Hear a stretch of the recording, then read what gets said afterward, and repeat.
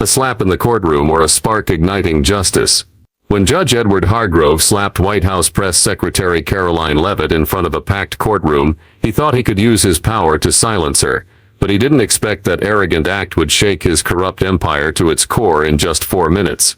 Before diving into the story, comment where you're watching from and don't forget to subscribe so you won't miss the latest stories. Washington, D.C. always feels like a city at war with itself. The wide boulevards, majestic marble buildings, and statues of heroes hide deep tensions that have never been resolved. Under the morning sun, the Capitol glimmers, but the air is heavy with political polarization. Donald Trump has just been re-elected, and the city hums with whispers of loyalty and resistance.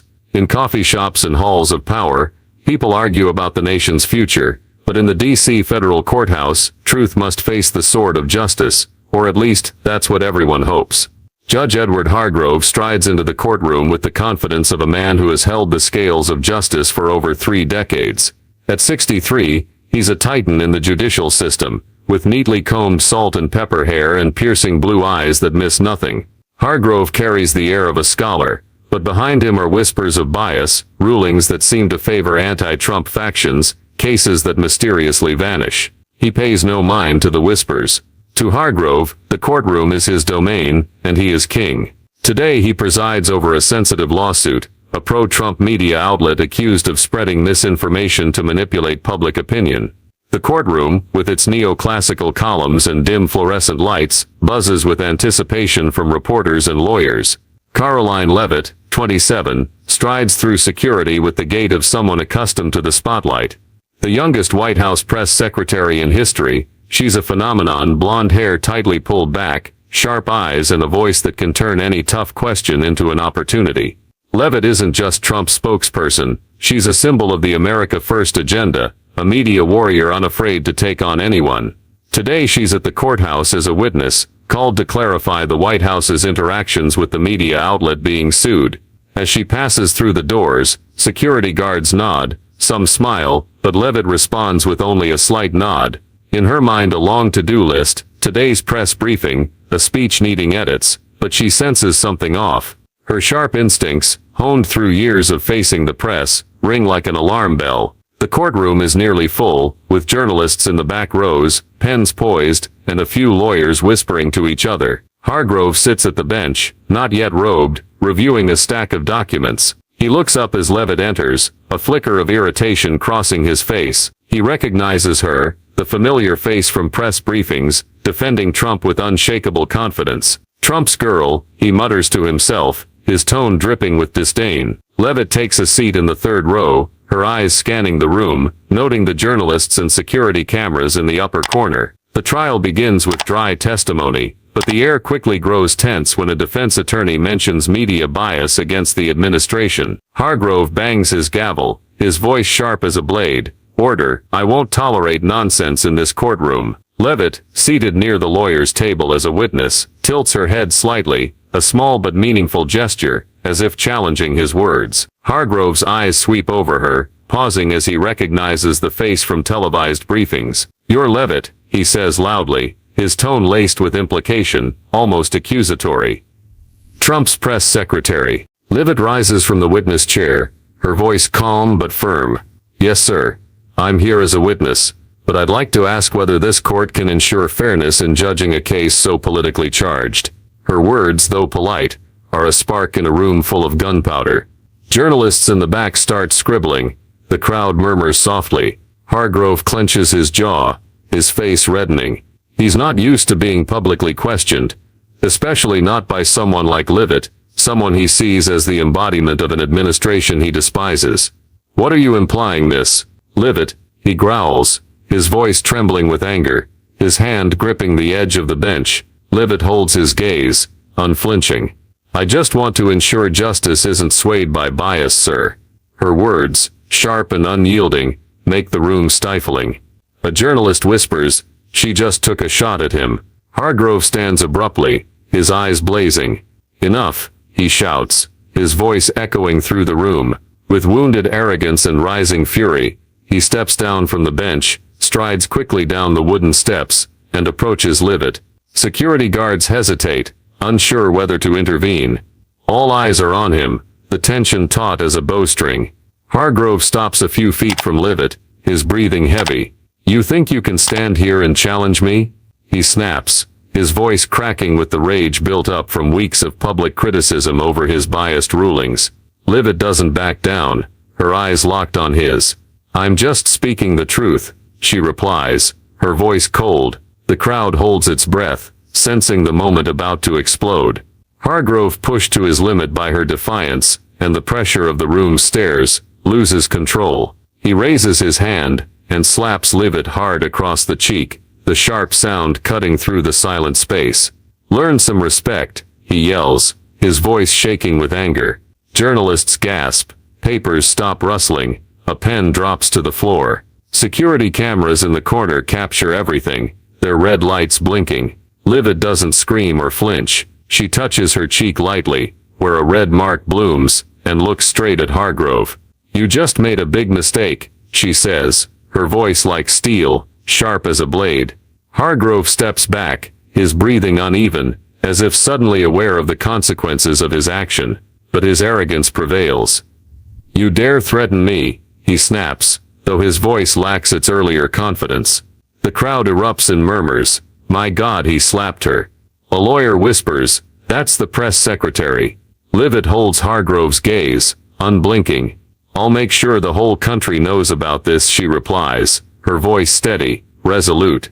Journalists type frantically, phones light up with notifications. Hargrove returns to the bench, orders a recess, and exits amid stunned stares, leaving the room shaken by his actions. The courtroom door slams shut behind Judge Edward Hargrove, but the echo of the slap lingers in the air. Journalists leap from their seats, phones raised, voices overlapping in a media frenzy. "Miss Leavitt, any comment?" a reporter shouts, a microphone nearly brushing her cheek, where the red mark still faintly shows. Karoline Leavitt stands still, her eyes like steel, showing no waver. She knows every gaze is on her, not just in this room, but millions beyond, where #Judge Slaps Leavitt has already climbed to #1 on Twitter. "I'll speak when the time is right," she says, her voice even, and walks out of the courthouse, leaving the crowd stunned. Outside, sunlight streams through the courthouse's stone columns, but the air feels heavy, like before a storm. Leavitt heads straight to a waiting black SUV where her aide, Sarah Coleman, sits with an open laptop. Sarah, a 30-year-old lawyer with brown hair tied high and sharp eyes, has been following the incident via a journalist's live stream. "Karoline, the country's going crazy," Sarah says, turning the screen to reveal a viral tweet. "Judge Hargrove slaps White House press secretary. Justice or bias?" Leavitt slides into the back seat, the door closes, and for the first time today she allows herself a deep breath. "Hargrove thinks he can get away with it," she says, her voice low but certain. "He's wrong." As the SUV glides through D.C. to boulevards, Leavitt pulls out her phone and dials a familiar number. "I need to meet the comms team now," she says. No introduction needed. As White House press secretary, she knows the power of narrative, and she won't let Hargrove write the next chapter. The slap wasn't just an act of violence. It was a crack in the wall of power Hargrove has built, and Leavitt intends to use it to tear it all down. Sarah, still typing rapidly on her laptop, looks up. "I've reached out to Ethan Carter, the investigative reporter from the Capitol Post. He wants to meet. He thinks Hargrove isn't as clean as he wants people to believe." Leavitt nods. "Good. I need everything he's got." Meanwhile, in his private courthouse office, Hargrove slumps into his chair, his hands trembling slightly as he reviews the video on his clerk's phone. The security camera caught it all. The slap, his snarl, and Leavitt's defiant stare. "Damn it," he mutters, tossing the phone onto the desk. He calls James Whitaker, a federal prosecutor and longtime ally. "She provoked me, James," Hargrove says, his voice straining to stay calm. She knew exactly what she was doing. Whitaker, on speaker, responds coldly. "She's Trump's people, Ed. She'll turn this into a crusade. We need to act fast." Hargrove nods, though no one sees. "Call the Judges Association, draft a statement, say it was a misunderstanding, and find a way to shut her up." But Leavitt has no intention of staying silent. At the White House, she strides into the briefing room, where the comms team is ready. A large screen displays social media posts. Some call her a victim, others accuse her of staging it to curry favor with Trump.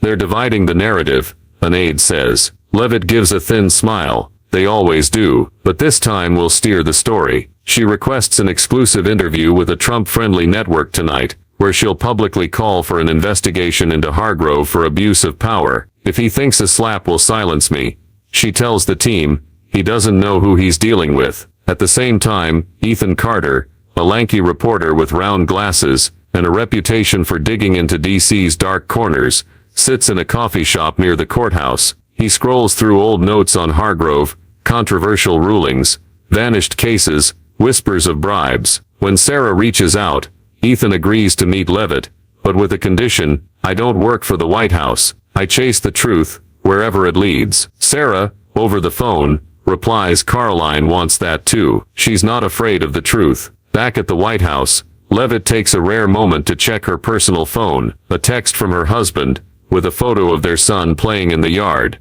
You okay? I saw the news. She smiles, but her eyes are heavy. The slap wasn't just a red mark on her cheek. It was a reminder of the cost of the position she holds. She types back quickly.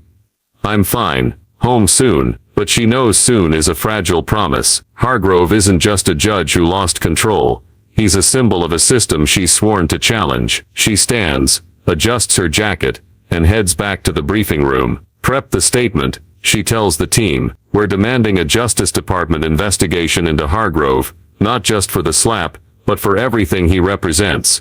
As dusk falls over D.C., Ethan Carter sends Sarah an email with an attachment.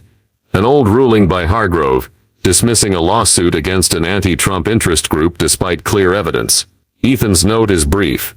This is just the start. Hargrove isn't acting alone. Sarah forwards the email to Leavitt, who reads it in the dim light of her office. She closes her eyes, takes a deep breath. Hargrove's slap was his mistake, but it's also her opportunity, not just to strike back, but to expose an empire built on bias and unchecked power. She opens her eyes, her gaze burning. This is where we begin, she says to Sarah, her voice brimming with resolve. Inside a small White House office, Karoline Leavitt sits across from Sarah Coleman, her eyes scanning a stack of documents just sent by Ethan Carter. An old ruling by Judge Edward Hargrove, with its dry typed lines, is the first piece of the puzzle, proof that he dismissed a lawsuit against an anti-Trump interest group despite clear evidence of wrongdoing. This isn't random, Sarah says, her voice low but sharp. Hargrove isn't just biased. He's protecting someone. Leavitt nods, her fingers tapping lightly on the desk. And we're going to find out who. Hargrove's slap has turned into a public battle. After last night's interview, where Leavitt called for a Justice Department investigation into his conduct, the #Hargrove scandal has overtaken #Judge slaps Leavitt, spreading across Twitter and TikTok with clips from the courtroom. But Leavitt knows winning on social media isn't enough. Hargrove isn't an ordinary judge. He's a cog in a larger machine, and that machine is fighting back. Articles begin to surface, calling her a provocateur, or Trump's lackey. Some even dig into her past, from her college days at St. Anselm to her early work for Trump, trying to paint her as a political opportunist. Leavitt reads them with a thin smile, but deep down, she feels the weight of this fight. Ethan Carter, in his cluttered office at the Capitol Post, is digging deeper into Hargrove's record. He reviews rulings from the past 5 years, looking for patterns. One case stands out.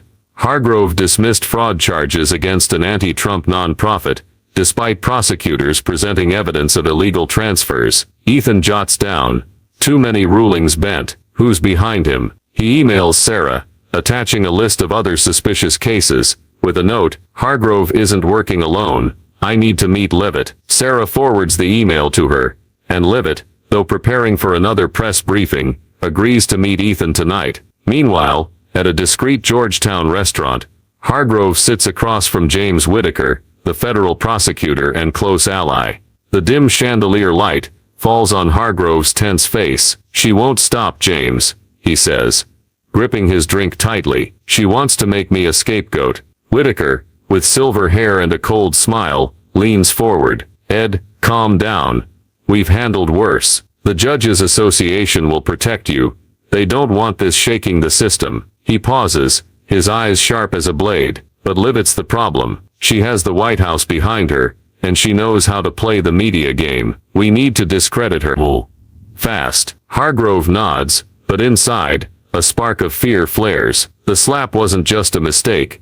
It was a door he unwittingly opened. Leavitt leaves her office at dusk, the red glow of sunset reflecting off the White House's stone walls. On her way to the coffee shop where Ethan waits, she checks her phone and sees a text from an unknown number. "Stop, Leavitt, or your family will pay." She freezes, her breath catching. The image of her son, just months old, flashes through her mind. She forwards the text to Sarah, with a note, "Increase security at my house, now." When she arrives at the coffee shop, Ethan is already there, a cold coffee in front of him. "You okay?" he asks, noticing the strain on her face. Leavitt sits, pushing unease aside. "I'm fine. What did you find?"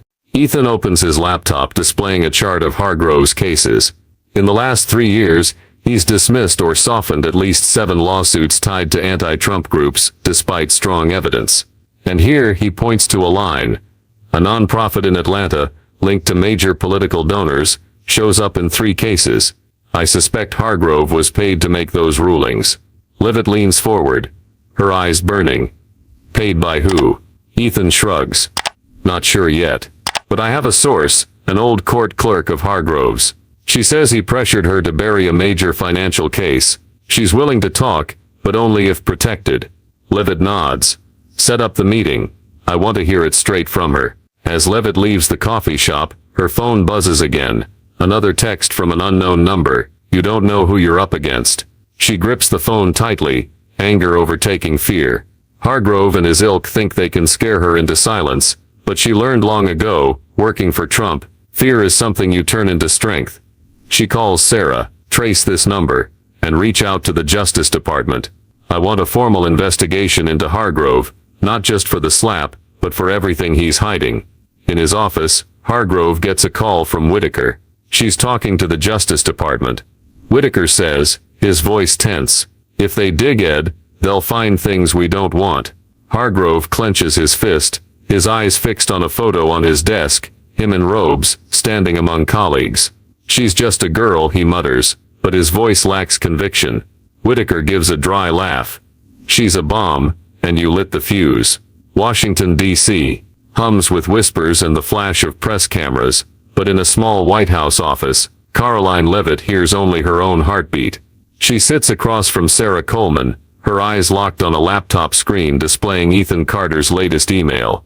An attached file contains copies of bank transactions, money funneled from a shell company in Atlanta to an account tied to a nonprofit Hargrove once protected in a ruling.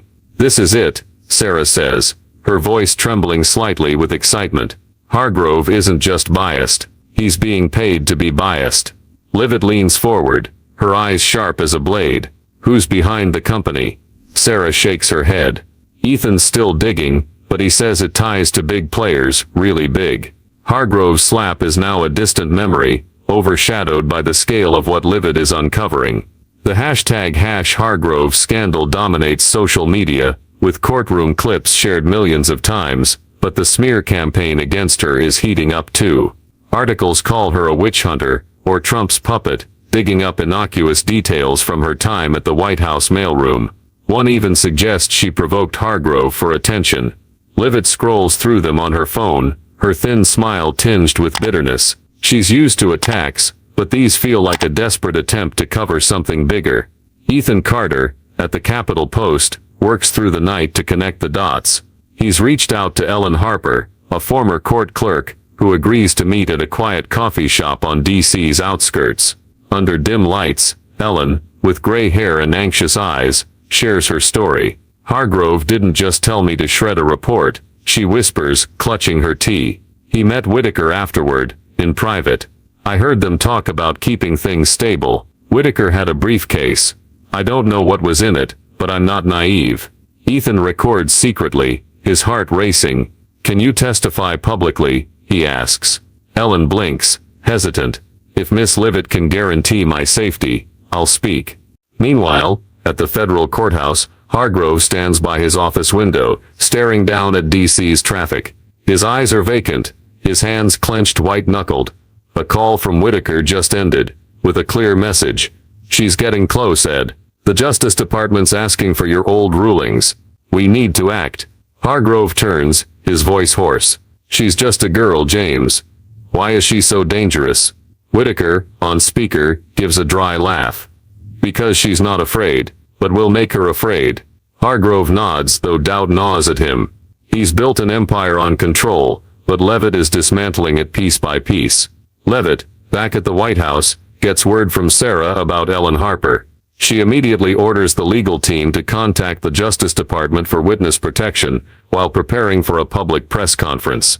But as she checks her phone, a new text from an unknown number appears. You think you're smart, but you don't know who's behind Hargrove. Stop, or your husband won't come home tonight. She freezes, her breath catching. The image of her husband, with his kind smile, flashes through her mind. She forwards the text to Sarah, her voice firm. Find where it came from. I want to know who's behind it. Sarah nods, but her eyes betray worry. Karoline, they're playing dirty. Maybe we should slow down. Leavitt looks at her directly. Slowing down means they win. She calls security immediately, demanding tight surveillance on her family, but refuses to back off. In a closed-door meeting, she faces White House legal advisors. Hargrove isn't just a judge, she says, her voice ringing like steel. He's part of a network, prosecutors, organizations, and people with money. If we stop, we let them keep rigging justice.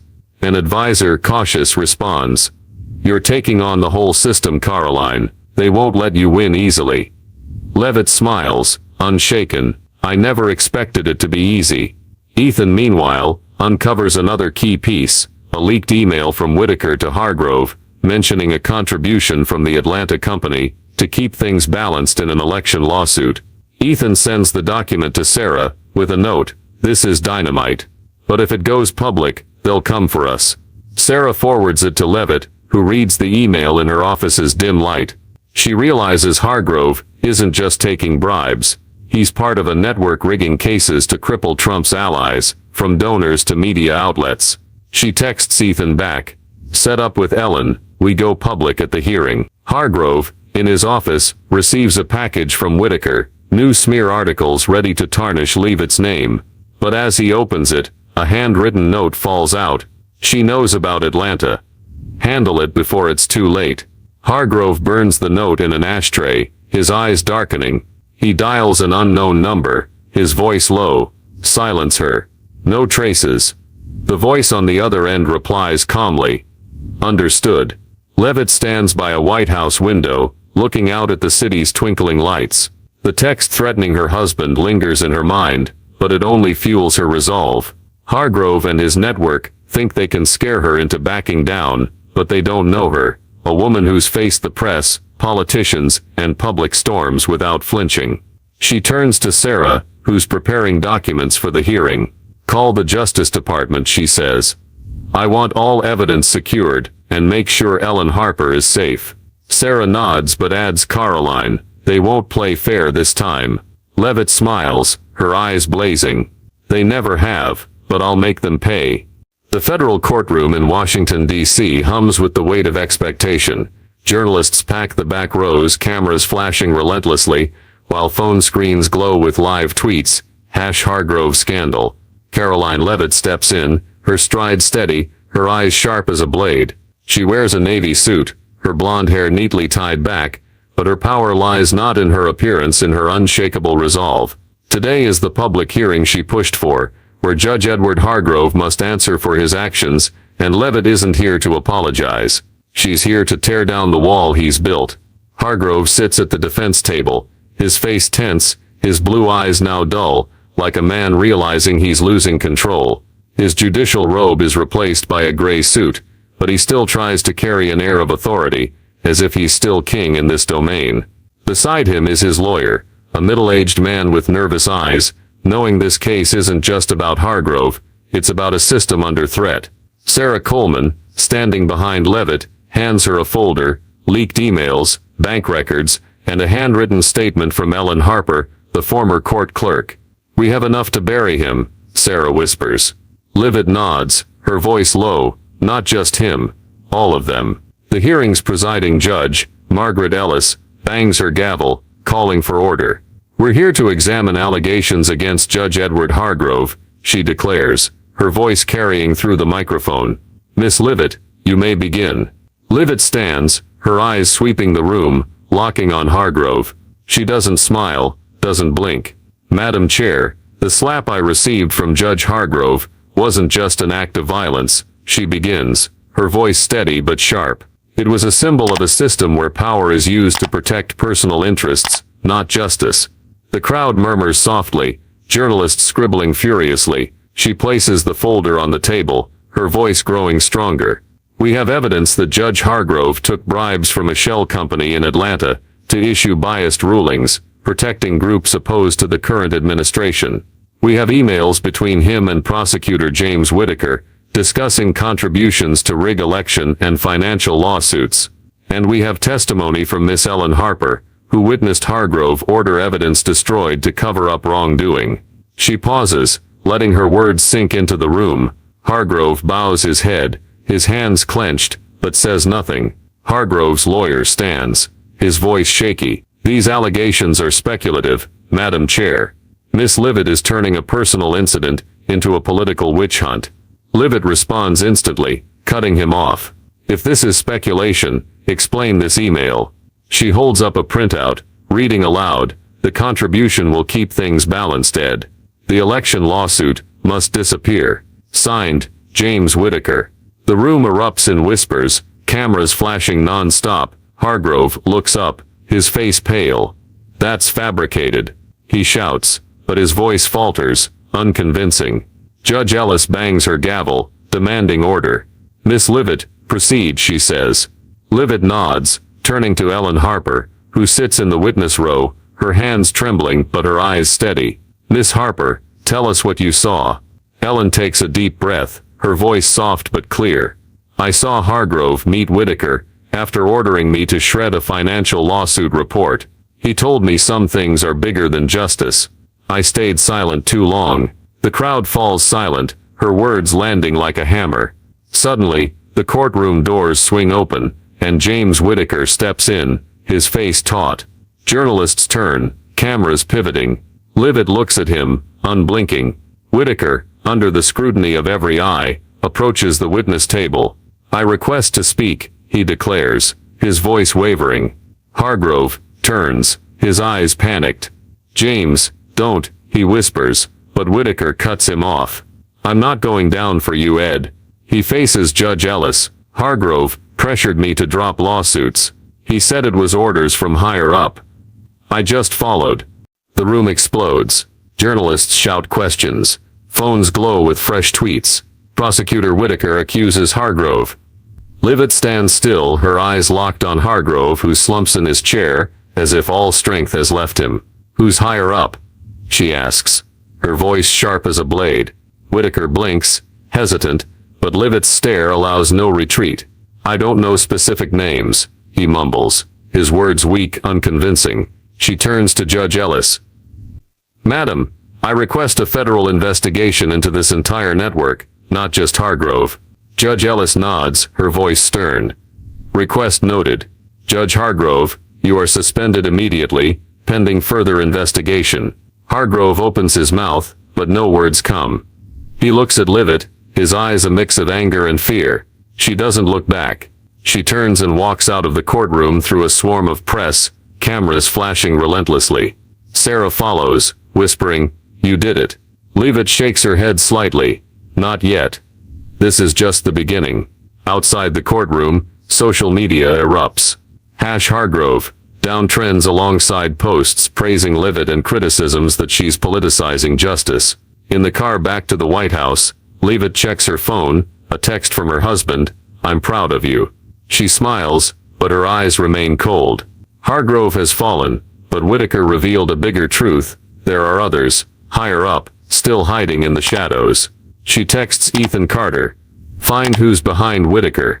The hearing was a victory, but Leavitt knows her fight isn't over, and she's ready to go all the way. Karoline Leavitt sits in her office, her eyes fixed on a TV screen replaying Hargrove's suspension. Images of him, pale-faced and panicked, loop across news channels, interspersed with clips of her presenting evidence at the hearing. The hashtag #HargroveDown dominates Twitter, but Leavitt doesn't smile. James Whittaker's confession, that there were higher-ups behind Hargrove, echoes in her mind. This isn't a victory, it's the first step in a larger battle. Sarah Coleman enters, placing a stack of newspapers on the desk. The Justice Department has opened a federal investigation into Hargrove, she says, her voice a mix of excitement and worry. They're reviewing every ruling he's made in the last 10 years. Whittaker's also been suspended, pending questioning. Leavitt nods, but her eyes linger on a DC Chronicle front-page headline. Leavitt turns justice into political game.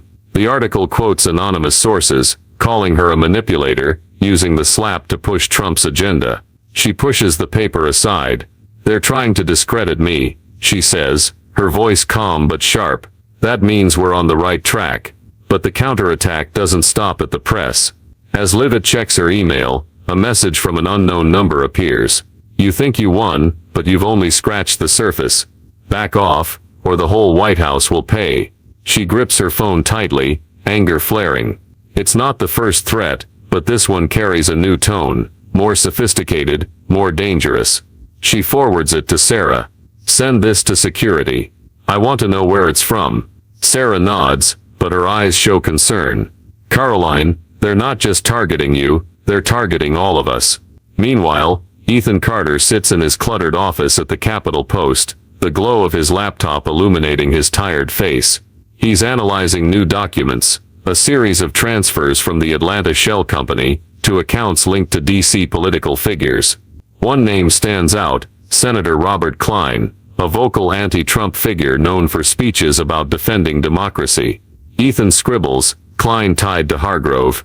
He emails Sarah, attaching preliminary evidence, and a brief line. If Klein's involved, this isn't just judicial, it's high-level politics. Sarah forwards it to Leavitt, who reads it in her office's dim light, her heart pounding.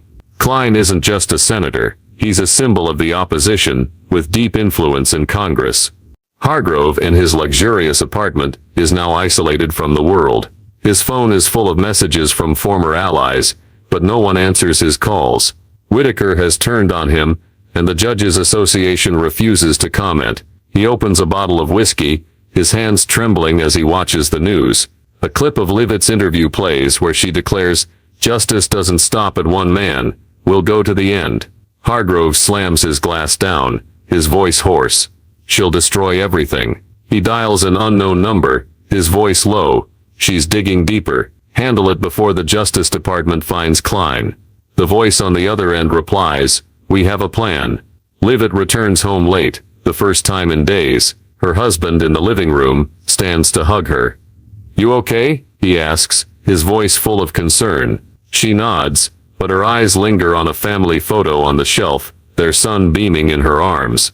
The threatening texts still linger in her mind, but she pushes them aside. "We'll get through this," she says, her voice firm, though inside she knows the cost may be higher than she imagined. She sits, briefly recounting the hearing, but when he asks about Klein, she pauses. "If Klein's involved," she says, "this won't just be Hargrove, it'll be the whole system." The next morning, Leavitt meets with the White House legal team, demanding they prepare a file to push the Justice Department to expand the investigation to Klein. "We need hard evidence," she says, her voice sharp. Klein isn't Hargrove, he has Congress behind him. An advisor warns, "Karoline, if you target Klein, you'll make all of DC your enemy." She gives a thin smile. "They've been my enemy since Hargrove slapped me." Ethan, meanwhile, receives a new document from an anonymous source, minutes of a closed-door meeting between Klein and Whittaker, discussing judicial strategy to take down Trump's allies. Ethan sends it to Leavitt, with a note, "Be careful, someone's trying to help us, but they're scared." Leavitt reads the document, her eyes blazing. She texts back, "Prep for a presser, we go public soon." She knows time is running out. Hargrove's network is shrinking, but it's still strong enough to strike back. As she prepares to leave her office, another text arrives. "You can't touch us, Leavitt." She grips her phone, anger surging. Hargrove has fallen, Whittaker has flipped, but those behind them still lurk in the shadows. She turns to Sarah. Set up the biggest press conference we can. We're naming them, all of them. Sarah nods, her eyes a mix of admiration and worry. Leavitt steps out of her office, the hallway lights casting her shadow, steady as an unquenchable flame. Hargrove started this, but Leavitt will finish it. In the White House briefing room, Karoline Leavitt feels the weight of silence. She stands behind the podium, her eyes scanning the crowd of reporters, cameras, and microphones. Just hours ago, she approved the final statement, backed by undeniable evidence from Ethan Carter, minutes of a closed-door meeting between Senator Robert Klein and James Whitaker, discussing funding for Judge Edward Hargrove's biased rulings. Leavitt knows naming Klein will shake D.C., but she doesn't hesitate. Hargrove started this war with a slap, and she'll end it with the truth. She takes a deep breath, her voice ringing sharp through the microphone. Today we're releasing evidence that Senator Robert Klein funded a corrupt network in the federal judiciary, using money from an Atlanta shell company to manipulate cases against the current administration. The room erupts in murmurs, cameras flashing relentlessly. She holds up a printout of the minutes, reading aloud, "We need Hargrove to hold the line, Robert. The election lawsuits can't reach the public." Signed James Whitaker. Reporters jump up, shouting questions, but Leavitt doesn't stop. This isn't just about Hargrove, this is about those who think they can buy justice. In his apartment, Hargrove watches the press conference on TV, his whiskey glass slipping from his hand, shattering on the floor. He's been suspended, isolated, and now Klein, the man he thought untouchable, is being dragged into the light. He lurches to his feet, dialing an unknown number, but no one answers. Hargrove collapses into his chair, his eyes vacant. He knows he hasn't just lost power, he's lost everything. Ethan Carter, at the Capitol Post, monitors the social media fallout. #Klein, exposed shoots to the top, mixed with posts praising Leavitt and criticisms that she's weaponizing justice. He receives an email from his anonymous source, "Be careful, Klein isn't acting alone." Ethan texts Sarah Coleman immediately, warning that the network may run deeper than they thought. Sarah forwards it to Leavitt, who's leaving the press conference through a swarm of reporters. She reads it, her eyes unwavering. "We'll find them," she tells Sarah, her voice like steel. Within hours, Klein calls an emergency press conference. Standing before Congress, with silver hair and weary eyes, he announces his resignation, calling the allegations a misunderstanding, but not denying them. "I'm stepping down to protect this institution's honor," he says, but the crowd isn't convinced. Reporters shout, "Were you tied to Hargrove?" Klein turns away, silent. Leavitt watches the presser from her office, her eyes icy. Klein has fallen, but she knows he's just one piece. Others are still hiding in the shadows. That evening, Leavitt gets a call from the Justice Department. Whitaker, under investigation pressure, has agreed to testify for leniency. In an interrogation room, he reveals that Klein didn't just fund Hargrove, but coordinated with a group of donors to rig cases tied to elections and media. They wanted to weaken Trump, Whitaker says, his voice shaky. Hargrove was just the enforcer. Leavitt hears the report through Sarah, her eyes blazing. "We need the names of those donors," she says. Sarah nods but warns, "Karoline, if you go further, they won't just threaten, they'll act." Leavitt returns home, feeling a sliver of relief for the first time in days. Her husband hugs her in the living room, whispering, "You did it." She looks at their son asleep in his crib, her eyes softening. Klein has fallen, Hargrove is suspended, and Whitaker has flipped, but she still wonders, is she fighting for justice, or for Trump?